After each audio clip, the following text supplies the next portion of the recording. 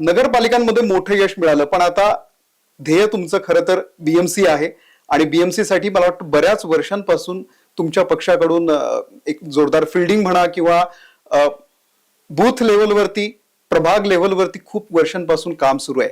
काय नेमकी स्ट्रॅटेजी आहे तुमची? नाही, कसं आहे की नगरपालिकेमध्ये तर तुम्ही बघितलं की ज्या पद्धतीने आम्हाला आता यश मिळालंय आणि हेच यश तुम्हाला पुढेही येताना सगळ्या महानगरपालिका, फक्त बीएमसी नाही, 29 महानगरपालिका आहे. होय होय होय. त्याच्यानंतर जिल्हा परिषद आहेत. त्यामुळे हाच टेम्पो तुम्हाला पुढे सुद्धा सातत्याने जाताना दिसेल.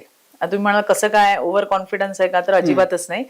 तुम्हाला सांगते की आमच्यासाठी निवडणूकच्याच वेळेला काम करा असं आमच्या पक्षाचं तंत्रच नाहीये. आम्ही सगळेजण भारतीय जनता पार्टीचं नेत्यापासून कार्यकर्त्यापर्यंत सगळे 24/7 365 दिवस काम करतात. मग त्यासाठी निवडणुकाच यायला हव्यात आणि मगच आपण घरोघरी जातोय, मगच आपण बैठका घेतोय, मगच आपण लोकांशी बोलतोय, अशातला काही भागच नाहीये. आम्ही सगळेजण रोजच काम करत असतो.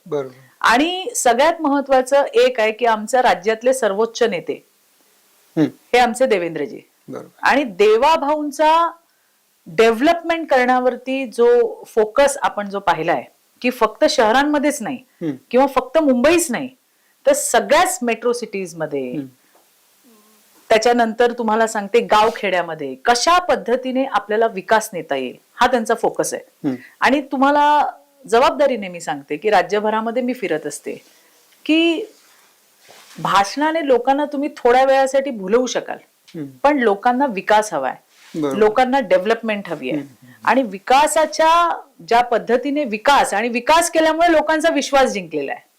भारतीय जनता पार्टीचं जे यश आहे हे विकासातून विश्वास निर्माण केला गेला आणि त्यातून लोकांनी पार्टीवरती विश्वास ठेवलाय की भारतीय जनता पार्टी सोबत आपण जर गेलो तर निश्चितपणे आपला विकास होणार आहे, आपल्या गावाचा विकास होणार आहे, हे सगळ्यांच्या लक्षात आलंय. आणि त्यामुळेच तुम्हाला मी सांगते की एवढं घवघवीत यश, म्हणजे 129 नगराध्यक्ष आमचे आले आणि 3300हून अधिक नगरसेवक हे एकट्या भाजपचे आलेत. म्हणजे मला वाटतं की आतापर्यंत जितक्या निवडणुका झाल्या आपण विश्लेषण ऐकतो, आपण पेपरमध्ये वाचतो, बरेच राजकीय विश्लेषक आहेत ते भूमिका मांडतात, 48% जास्त मतदान एका पार्टीला होणं हे मला वाटतं महाराष्ट्राच्या इतिहासात पहिल्यांदा घडलं असेल.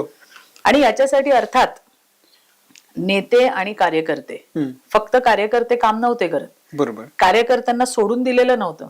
आमचा प्रत्येक नेता, आमच्या देवाभाऊ पासून, आमच्या रविदादापासून, आमच्या बावनकुळे साहेबांपासून, आमचे सगळे नेते हे फील्ड वरती होते, लोकांमध्ये होते.